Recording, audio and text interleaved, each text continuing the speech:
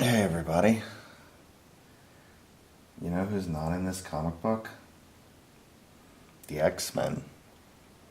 But for some reason they're on the cover of this Amazing Spider-Man comic.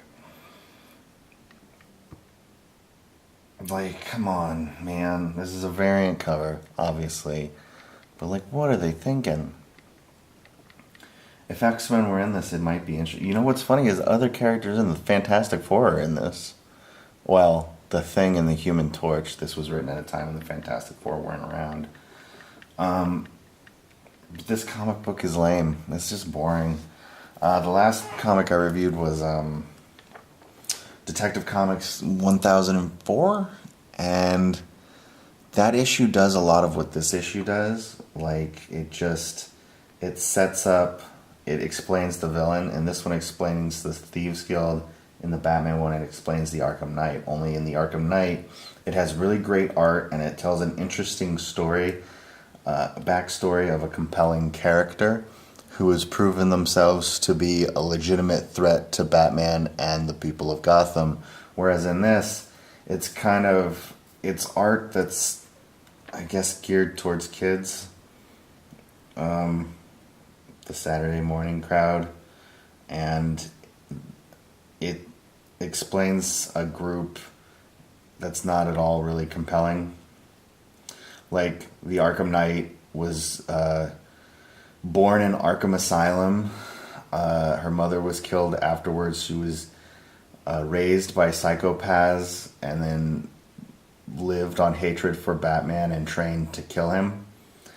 Whereas in this, it's the Thieves Guild. Robbers give 10% to them. They have a leader who has ambitions to bring the Thieves Guild back into prominence. And that's the extent of the backstory. And the backstory and this entire comic is peppered with insipid, childish dialogue, and an overabundance of narration. Also, look at this. Look at this. They're examining each other's tonsils. Jesus Christ. Like, that's a full-on open mouth, fucking hardcore, I'm drunk at 2 a.m, kiss to a stranger outside of a bar. Like, Jesus. Pull it back some.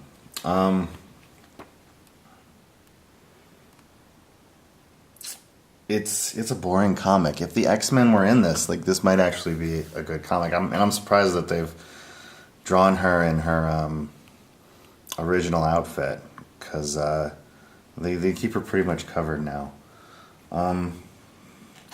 This character shows up. There's a B story going on here. There's no action in this. You know, there's not a damn thing that's interesting happening here. There's this character, Carly Cooper, who I guess dated Spider-Man or Peter at some point, and she meets Mary Jane. And they're talking, and she goes, "Hey, you should go to this group. They're called the Look-Uppers or Uplookers or the Look-Ups. And it's a support group for people who have relationships of some form or another with superheroes." But anyway, here's more of the backstory here. Spider-Man had his web shooter stolen, which I don't know how you could swipe those from Spider-Man, what with the spider sense and all. I mean, surely that would indicate danger. I mean, his spider sense should have prevented his web shooters from getting stolen, and when he jumped off the building in the previous issue, where he's falling and he realizes he doesn't have his web shooters, there should have been spider sense going off. So, spider sense is a thing. It's a thing in the comic books. It's his sixth sense. The spider sense is his real power. It's the thing that helps him more than anything else. Yeah, there's so much dialogue in this, and Spider-Man goofily holds on to Black Cat as they swing through the city. But this is the support group thing. And it's ran by Jarvis, and there's technology that blurs out people's faces. But it's just, I don't know, it's just dumb. Like, I don't know. It's not interesting. Didn't Tom King write a book about like superheroes confessing or talking to others or something. I don't know.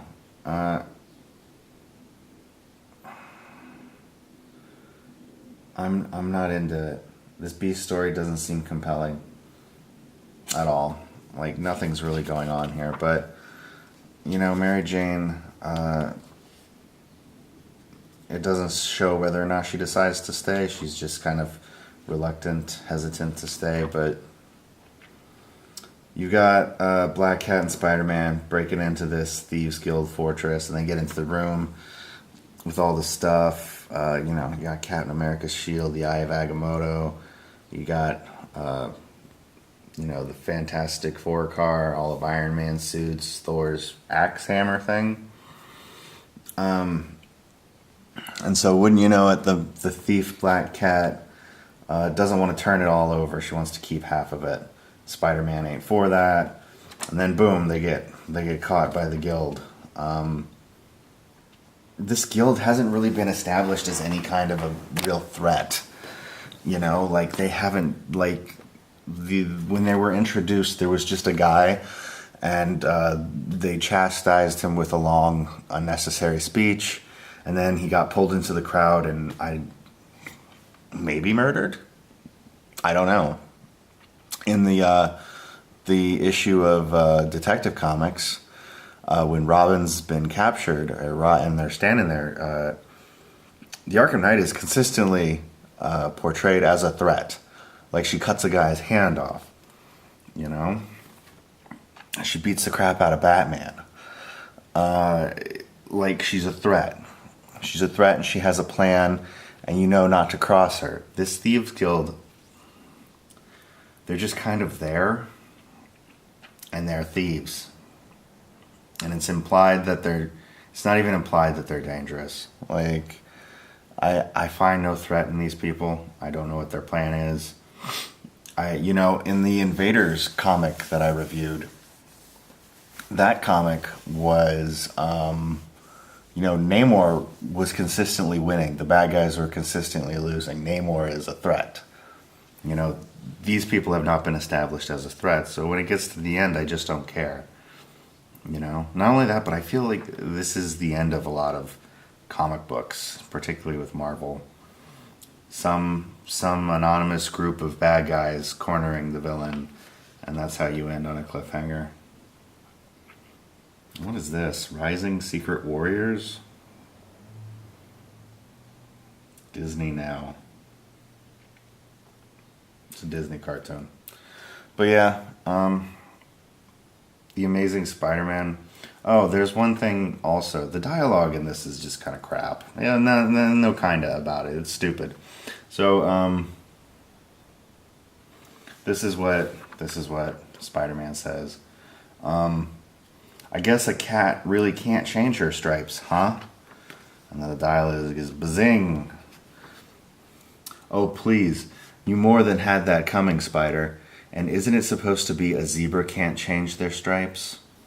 I don't know. I've always heard a leopard can't change its spots, which, wouldn't that also apply to you? Do you consider leopards, you know, wait, doesn't matter. Stupid dialogue, but that happened in the last comic also, where somebody was giving like, they were talking about stupid insipid crap, and then they stop and go, oh, it doesn't matter, let's have the real conversation. Just cut to the chase. Anyway, thanks for watching. That's all I got to say. This is a boring comic. Bye.